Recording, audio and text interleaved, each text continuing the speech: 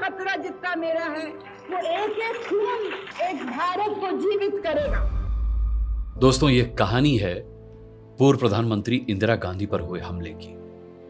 तब इंदिरा गांधी प्रधानमंत्री थीं और ओडिशा के भुवनेश्वर में एक रैली को संबोधित करने के लिए वो पहुंची थी।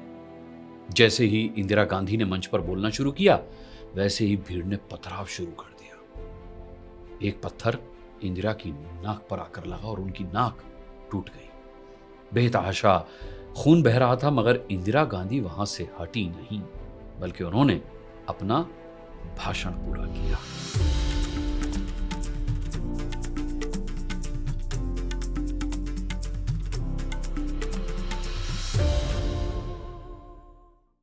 इंदिरा गांधी मंच पर भाषण देने के लिए जैसे ही खड़ी हुई, सामने खड़ी भीड़ के बीच से एक सनसनाता हुआ पत्थर आया और इंदिरा की सीधे आकर नाक पर लगा। इंदिरा गांधी की नाक टूट गई। इंदिरा का चेहरा खून खून हो गया। इंदिरा ने थोड़ी देर तो नाक पर हाथ रखा और फिर माइक की ओर देखा और भाषण देने लगी। दोस्तों, क्या आप सोच सकते हैं कि वो महिला जिसने पाकिस्तान के 2 टुकड़े कर दिए, जिसे देश द आयरन लेडी के नाम से जानता है, जिन्होंने बगैर किसी की परवाह किए देश में इमरजेंसी लगा दी, उस कद्दावर, ताकतवर और मजबूत इरादे वाली महिला पर कोई पत्थर फेंक कर उनकी नाक तोड़ सकता है?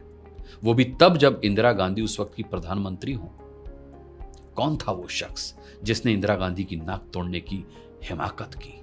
ऐसे तमाम सवाल आपके भी जहन में गूंज रहे होंगे। तो चलिए इंदिरा गांधी की नाक टूट जाने का ये किस्सा बताते हैं आपको।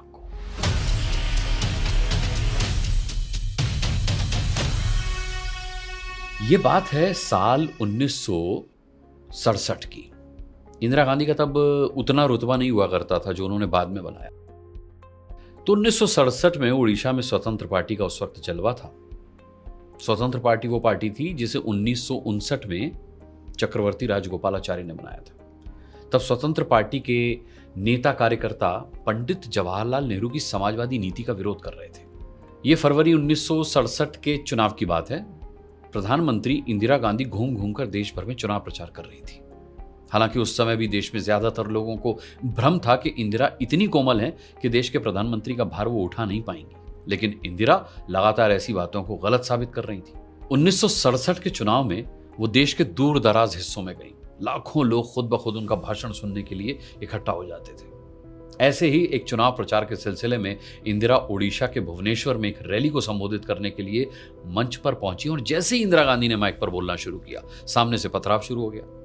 यह पथराव स्वतंत्र पार्टी के कार्यकर्ताओं ने किया था और इसी पथराव में एक पत्थर इंदिरा गांधी की नाक पर लगा और उनकी नाक टूट गई। नाक से बेतहाशा खून बहा। स्थानीय नेताओं ने इंदिरा से अपील की, उन्हें बहुत समझाया कि वो भाषण रोक दें, मगर इंदिरा तो ठहरी इंदिरा।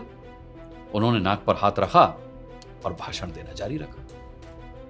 इंदिरा ने तब भीड़ से कहा कि क्या इसी तरह आप देश को बनाएंगे? क्या इसी तरह आप लोगों को वोट देंगे? इंदिरा ने अपने दोनों हाथों से बहते खून को पोंछा, क्योंकि यह इंदिरा गांधी को विचलित करने के लिए काफी नहीं था कि कोई उनकी नाक तोड़ दे और वो भाषण देना बंद कर दे। अगले कई दिनों तक उनके चेहरे पर प्लास्टर चढ़ा रहा और वो उसी हालत में नाक पर प्लास्टर चढ़ाए हुए पूरे देश में चुनाव प्रचार करती रही। हमेशा अपनी नाक के लिए संवेदनशील रहने वाली इंदिरा गांधी ने बाद में मजाक भी किया था कि उनकी शक्ल उस दौरान बिल्कुल बैटमैन की जैसी हो गई। हाल ही में Indira India's most powerful prime minister किताब लिखने वाली सागरिका घोष लिखती हैं कि इससे पता चलता है कि उनके अंदर कितना जोश और लड़ने की कितनी क्षमता थी। काफी खून बह जाने के बावजूद वो घबराई नहीं और चुनाव प्रचार जारी रखा। हमें नहीं लगता कि उनके पोते राहुल गांधी वैसा कर पाएंगे, ये सागरिका घोष ने लिखा, जैसे उनकी दादी ने कर दिखाया था।